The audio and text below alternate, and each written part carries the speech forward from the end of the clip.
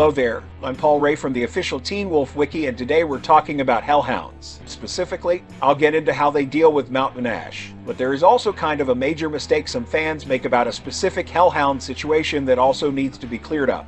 If you are wondering why I sound like this, I had oral surgery back in November that seriously effed up my jaw. 2 additional surgeries later and I've lost a bunch of teeth too. While I am now recovering, I still can't speak clearly, so I'm using this voice clone from Descript.com so I can keep producing content.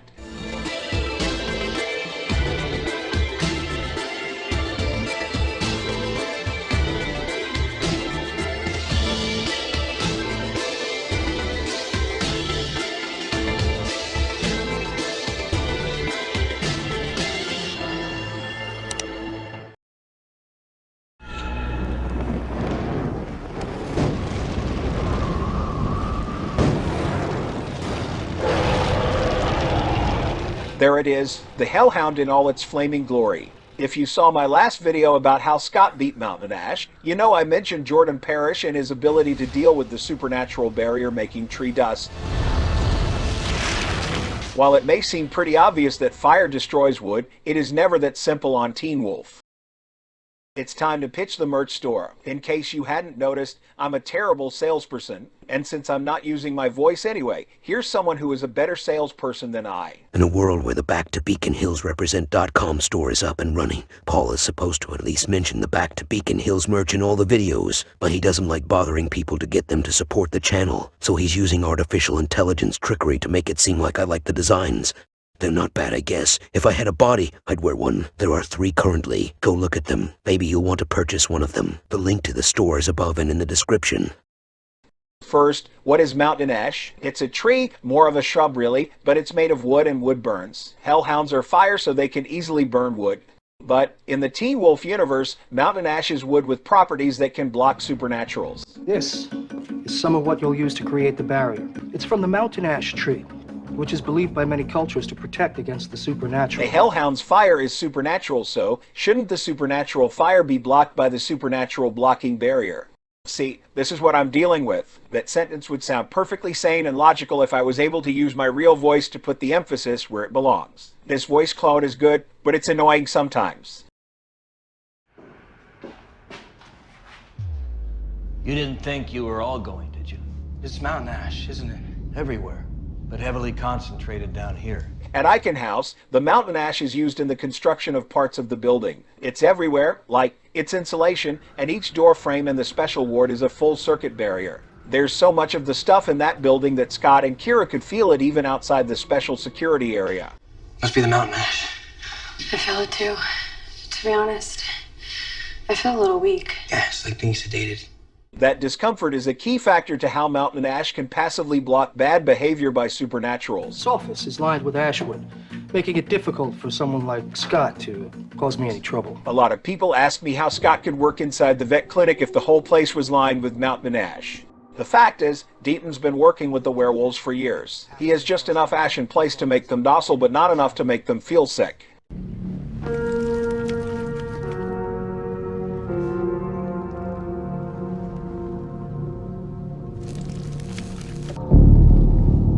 Mountain Ash. That's an old one. The full Mountain Ash barrier at the vet clinic is only enforced when he closes the gate in this part of the lobby counter. Open the gate, Alan. Closed, the circuit is complete and supernaturals can't get through. Open, and everyone can come and go as they like. This may seem like I'm wandering off topic, but there's a method to my madness.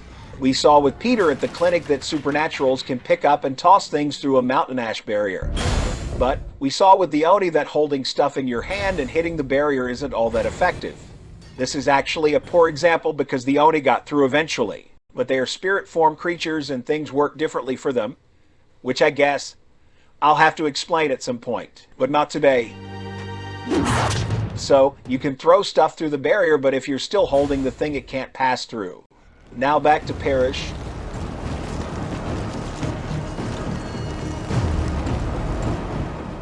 The Hellhound's directed fire is actually blocked by the barrier because the fire is supernatural and it's still connected to him. If all my blather is true, how then does he break a Mountain Ash barrier?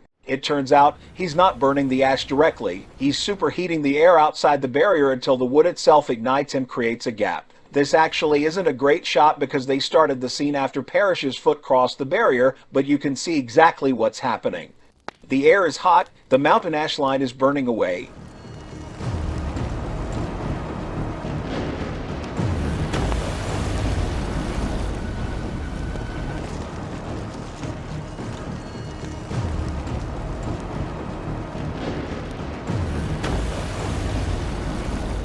This is my best science-based guess at how it works.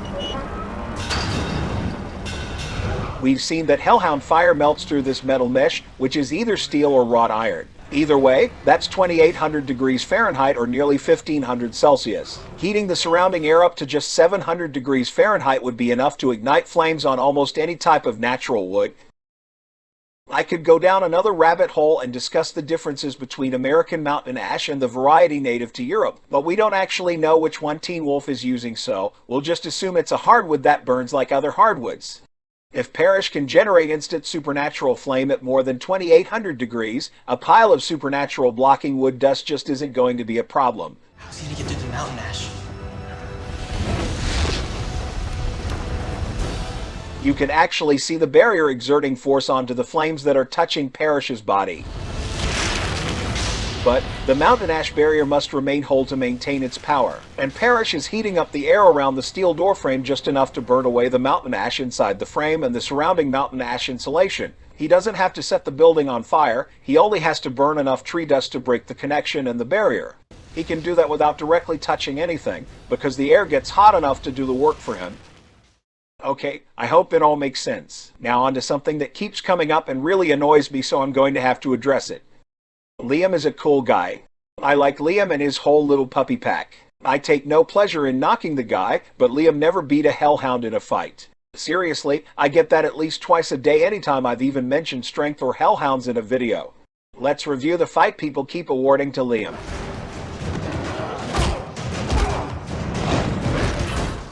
First, Halwyn and Parrish go at it for an indeterminate amount of time. They're both huffing and puffing by the time Halwyn sends Parrish to sleep.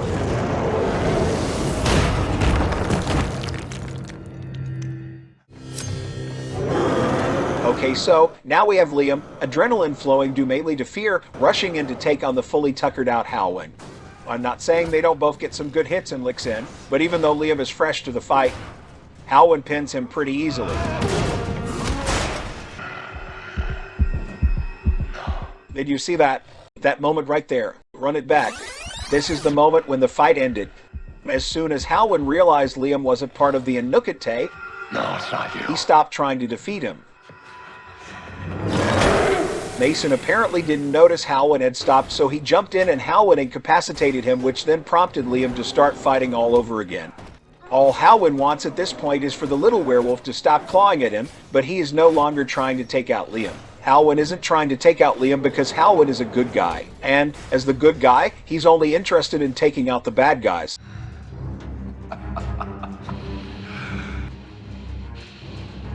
It must be stopped. Nothing else matters. So yes, Liam got in some whoppers, but he didn't beat a hellhound. The hellhound gave up way early in the whole thing. You can't say you defeated someone when that someone literally stops fighting, and stops using their superior strength and other advantages against you. Thanks for watching. Subscribe if you feel like it. I'll see you next time we go back to Beacon Hills.